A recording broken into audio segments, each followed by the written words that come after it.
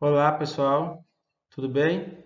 Eu sou o professor Jefferson, sou professor do Instituto Federal Goiano Campus Morrinhos e sou responsável aqui pela disciplina de Estatística Experimental para as turmas de Agronomia e Zootecnia.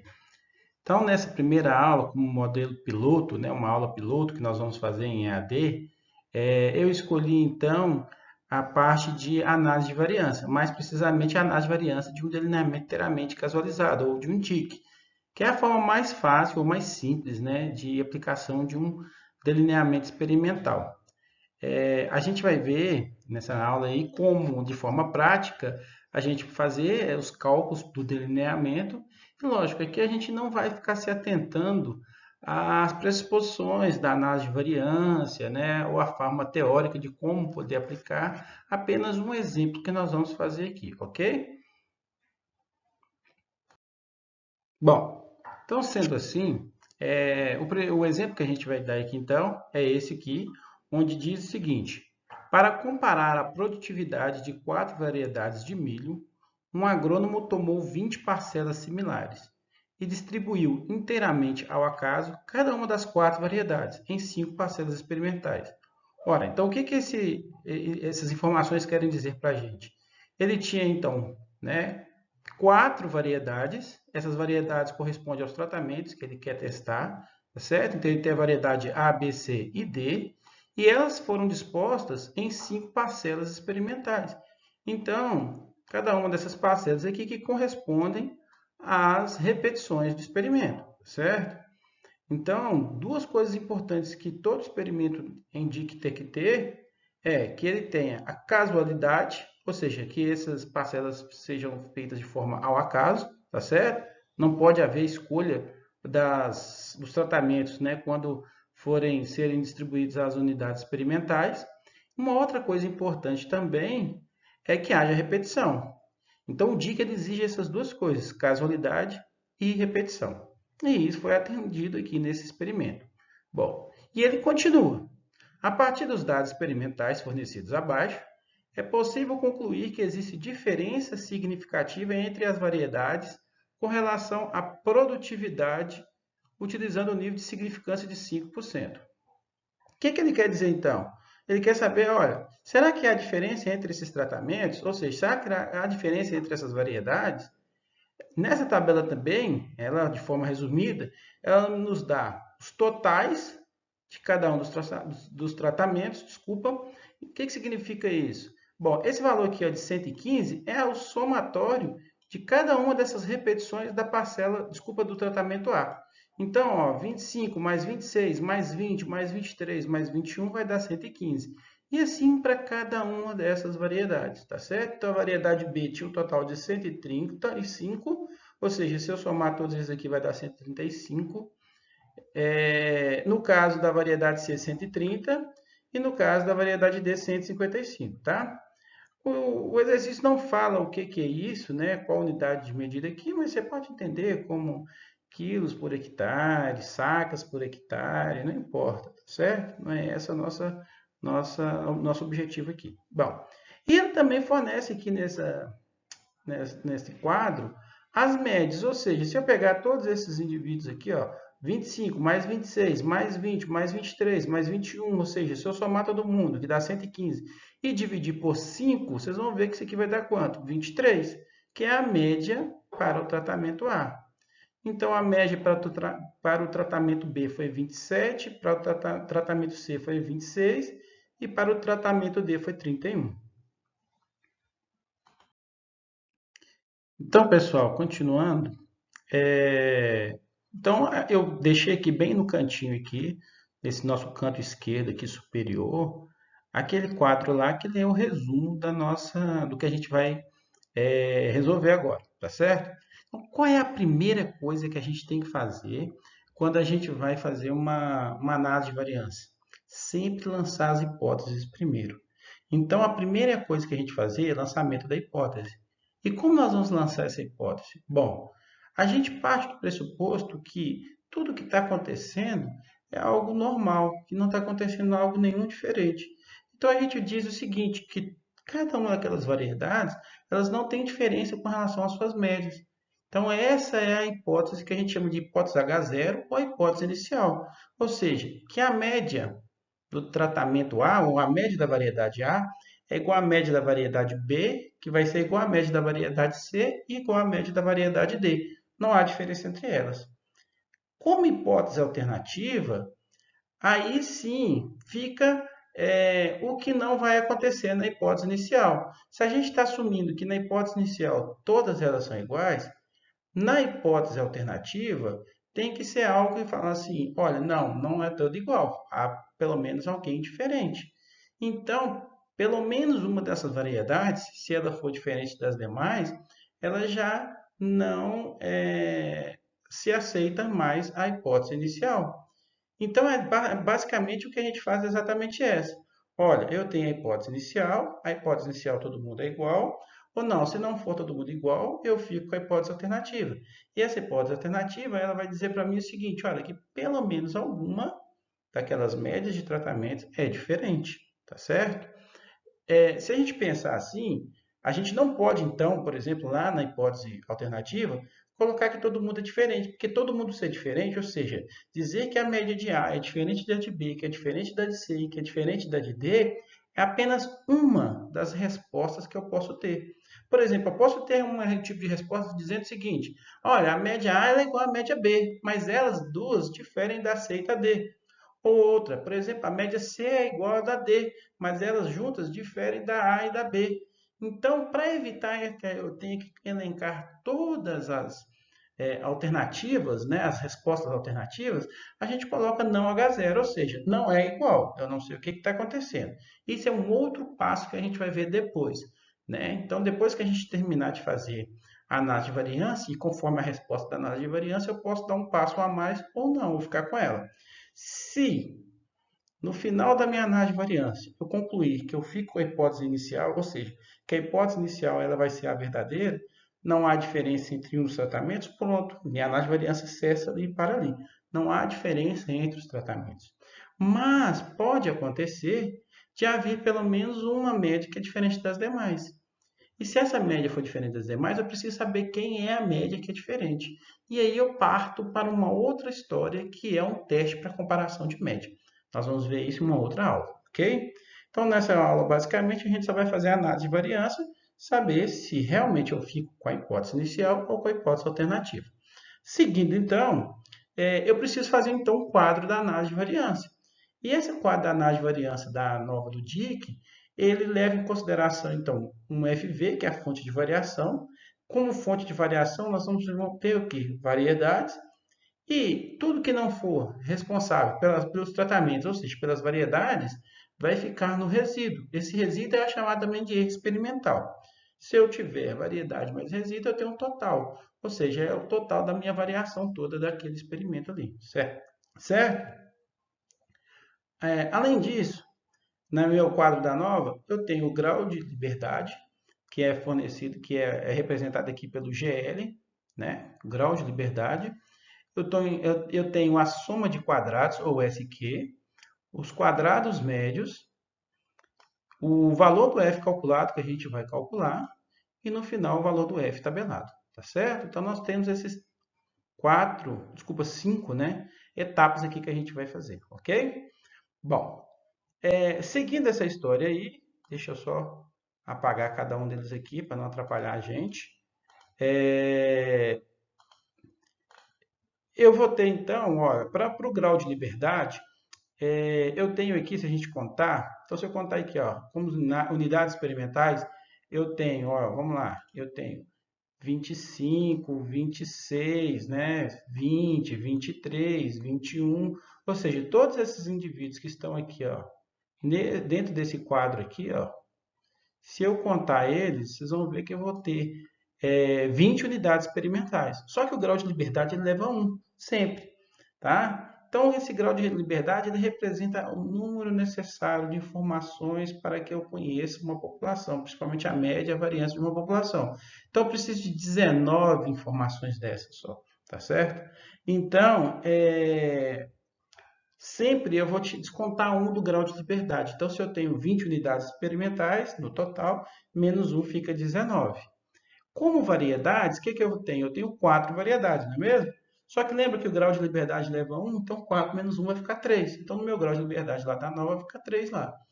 Para eu obter o grau de liberdade do resíduo, o resíduo sempre vai ser obtido, ele vai ser obtido pela diferença entre o total menos o tratamento. Ou seja, nesse caso, o total menos variedade. Então, vai ser 19, que é o total, menos 3, que é a variedade, vai dar 16. Tá?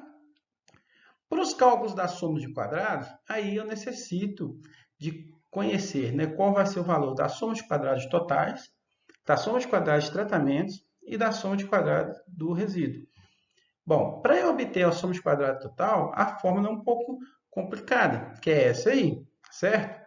É uma fórmula que, a princípio, muita gente assusta, mas se a gente pode entendê-la facilmente. De que forma que a gente pode entender ela? Ora, a primeira parte da fórmula, que é, deixa eu só mudar a cor aqui, a primeira parte da fórmula, que é essa aqui, o que, que ele está falando para mim? Que é o somatório dos i's e dos j's, né? Indo de 1 até i maiúsculo, j maiúsculo, né? De cada um dos valores de y ao quadrado e j. O que, que é isso? Bom, ele quer que eu faça o seguinte, deixa eu só apagar aqui para vocês entenderem, mas a princípio ele quer que eu pegue cada um desses valores, então, da informação do meu quadro, ou seja, pego o 25, eleva ao quadrado, o y fala isso para mim, tá vendo lá? Eleva ao quadrado, aqui, ó, olha aqui na fórmula. Então, 25 ao quadrado, eu vou pegar o 26 ao quadrado, o 20 ao quadrado, o 23 ao quadrado, cada um desses aqui, até o último, que é o 28. Vou pegar cada um desses termos, vou levar eles todos ao quadrado e somar, afinal de contas eu tenho um somatório. Do outro lado, eu vou fazer algo parecido. Só que, ao invés de eu elevar cada um ao quadrado, eu vou primeiro somar todos eles e só vou levar ao quadrado no final. Então, se a gente pegar cada um daqueles termos lá, 25 mais 26 até o último, que é 28, eu vou somar todo mundo e levar ao quadrado. E aí, eu vou dividir isso tudo por um n. Que n é esse? É um número de unidades experimentais que eu tenho aqui. Nesse caso, eu tenho 20, tá certo? Então, se a gente fizer todos esses cálculos corretos, se você tiver uma calculadora científica aí, é capaz de fazer esses cálculos muito mais rápidos. Quem não tem vai ter que fazer isso à mão, aí demora um pouco mais, tá certo? Então, se a gente seguir isso aí, nossa ideia, vocês vão encontrar na primeira parte aqui o valor de 14.587 e na segunda parte você vai achar o somatório de todos aqueles valores ali, ó, 535, que eu vou elevar ao quadrado, depois no final, vou elevar o que é isso aqui ao quadrado, né? E dividir por 20. Bom, isso vai me resultar em quê? O meu total aqui, então, vai ser de 14.311,25 e que se eu fizer essa diferença, então, de 14.587 menos 14.311,25, eu vou achar o valor de 275,75. Esse valor, então, ele corresponde ao quê?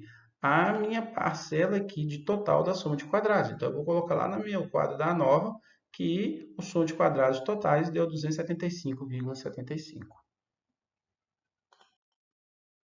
Bom, seguindo então para a soma de quadrados de tratamentos, é bem semelhante. A única diferença aqui na soma de quadrados de tratamentos é que agora eu tenho uma parcela diferente na minha expressão aqui, para o cálculo do soma de quadrados de tratamento, onde eu tenho o somatório de cada um dos totais de tratamento ao quadrado, dividido pela repetição deles.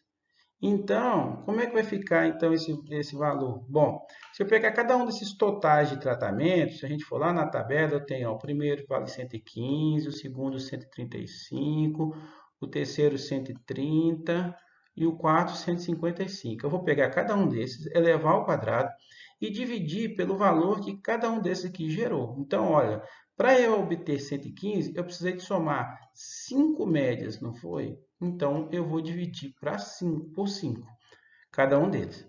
Muita atenção aqui. Em casos quando o experimento é balanceado, o que significa isso? Dizer que ele é balanceado significa dizer que o número de repetições para cada um dos tratamentos é igual, eu posso vincar na minha fórmula e dividir de todo mundo por 5, igual eu fiz aqui. Mas, se caso tiver parcela perdida, ou seja, se o experimento ficar desbalanceado, aí eu não posso fazer isso. Aí, cada um desse valor aqui, ó, do 115 aqui, eu vou ter que dividir por 5, por exemplo. Se no 135 eu tivesse só 4 valores aqui, aí eu teria que dividir por 4 separadamente, tá certo? Então, muito cuidado com isso aí. Seguindo a nossa continha aqui, né, nossa expressão, o que a gente vai ter? Essa primeira parte, então, ele vai gerar um valor de, né, essa primeira parte aqui, ó, vai ficar de 72.375, depois eu vou dividir por 5. E essa segunda parte aqui, vocês já conhecem ela da outra parte da fórmula que a gente passou lá na soma de quadrados totais. Ele repete. Então, aqui a gente já sabe o valor que vai dar isso aqui no final, certo? Bom, se a gente, então, continuar, nós vamos ver que a primeira parte vai dar 14.475 e a segunda parte é exatamente o que a gente viu na expressão passada, né? Para a soma de quadrados de totais, ok?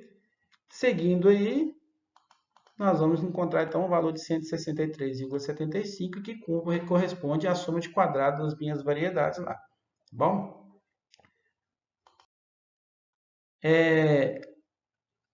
Para calcular o resíduo, ele é muito mais fácil do que o cálculo da soma de quadrado total de variedades. Por que ele é mais fácil? Porque ele é obtido por diferença. Então, o resíduo vai ser obtido pela diferença entre o soma de quadrado total e soma de quadrado de tratamento, certo? Lembrando que a soma de quadrado total foi de 275,75 e de tratamento foi de 163,75. Então, sobra para o resíduo 112. E é esse valor aí que a gente vai colocar lá no meu quadro da nova também. Bom, então veja bem, no meu quadro da nova, o que a gente tem? Nós temos então já, né, completado aqui os graus de liberdade todos e a soma de quadrado. Falta achar os valores dos quadrados médios. Para eu obter então os valores dos quadrados médios, que corresponde a essa parte aqui do quadro da nova, ele é mais simples. Basta eu dividir cada um dos valores dos somos de quadrados pelo seu correspondente do grau de liberdade. Então, se a gente fizer assim, ó, olha lá, o valor do quadrado médio de variedade ou de tratamentos vai ser o quê? Vai ser o valor da soma de quadrados de tratamentos, que nesse caso vale 163,75, dividido pelo grau de liberdade correspondente a variedades, que no caso aqui é 3. Então, se eu dividir 163,75, desculpa, por 3, eu vou achar o valor de 54,58. O mesmo eu vou fazer para o resíduo. Então, eu vou dividir lá o valor do soma de quadrado de resíduo, que é 112, por 16, que é o valor do grau de liberdade correspondente a ele. Eu vou encontrar que é 7, certo? Ah, e eu tenho que calcular também o quadrado médio total? Não. Na verdade, o quadrado médio total ele é usado apenas para me dar a ideia do valor do resíduo. O resíduo é sempre obtido por diferença. Uma vez que eu já sei qual é o valor do soma de quadrado de resíduo, pronto, o soma de quadrado de total ele perde a validade. Eu só preciso conhecer, então, né, na nova do DIC, os valores de quadrado médio de variedade e os valores de quadrado médio do resíduo. Isso corresponde à decomposição da variância. Continuando a nossa história aqui, né, para eu obter a última porção da fórmula, que é o valor do f calculado, aí basta eu fazer o seguinte: dividir o valor do quadrado médio de tratamento pelo quadrado médio do resíduo. É muito simples isso aí, né? Então, basta dividir lá o valor de 54,58 dividido por 7. Quando eu fizer essa divisão, eu vou encontrar o valor de 7,8, que corresponde ao f calculado. Ah, e aí fica faltando agora o f tabelado, que é o valor que eu preciso obter para comparar esse f calculado meu. Esse f tabelado ele é dado por uma formulazinha bem simples. Como? Bom, ele é dado pelo grau de liberdade de tratamento, né? Então, eu vou lá no grau de liberdade de tratamento, nesse caso aqui é variedades, que vale 3, e o grau de liberdade do resíduo, que nesse caso aqui vale 16. E lembra daquele nível de significância que tinha falado lá no início do experimento? Ele está aqui, ó. É agora que a gente vai usar ele, a 5%. Então, se eu fizer isso, lá na tabela do teste F, se eu pegar a tabela do teste F a 5% de probabilidade e vir cá na tabela e observar, olha, se a gente vai ver que nós temos aqui, ó, 3 graus de liberdade, que corresponde ao tratamento, e 16 graus de liberdade, que corresponde ao resíduo. Então, se eu pegar esses valores aqui, ó, e cruzá-los, eu vou obter exatamente 3,24. Esse valor de 3,24 corresponde ao valor do F tabelado nosso. Então, o nosso F tabelado é o valor de 3,24 a 5% de probabilidade. Se o meu experimento fosse a 1% de probabilidade, eu teria que usar uma outra tabela, que é a tabela do teste F a 1%. Bom, voltando aqui então, né, para a nossa resolução, a gente viu então que o valor, né, do F tabelado foi no valor de 3,24, né? E agora eu posso fazer a nossa comparação. O meu F calculado foi 7,8, o meu F tabelado 3,24. Então, é notório que o meu F calculado é maior do que o meu F tabelado. Nesse caso, eu rejeito a hipótese inicial através do teste F, ao nível de 5% de probabilidade. Significa dizer, então, que essas médias que a gente lançou lá na hipótese inicial, elas poderiam ser iguais, elas não são iguais. Existe pelo menos uma média que difere das demais. Qual é essa média, a gente ainda não sabe, certo? Mas a gente sabe o seguinte, que ou a média A, ou a média B, ou a média C, ou a D, ou duas delas, né? Elas são diferentes das demais. Então, essa é a grande sacada da análise de variância. Ela disse para mim, gente, o seguinte, como resposta: olha, se o meu F calculado ele é menor do que o F tabelado, eu não rejeito H0 e as médias são todas iguais. Mas se meu F calculado ele for maior do que o meu F tabelado, eu rejeito a hipótese e eu fico com a hipótese alternativa. E essa hipótese alternativa, eu não sei o que ela é ainda, mas eu sei dizer que as médias não são iguais. E se eu quiser saber quais são as médias diferentes, ou qual a média deu um valor mais alto, qual a média que deu os valores menores, quais médias são estatisticamente iguais, aí eu preciso de um teste de comparação de média. A análise de variância, ela só dá essa resposta, se eles são iguais ou se eles são diferentes, tá certo? Para mais informações, eu preciso fazer uma análise de comparação de média, que a gente vai ver numa próxima aula, certo? Então, muito obrigado, a gente para por aqui.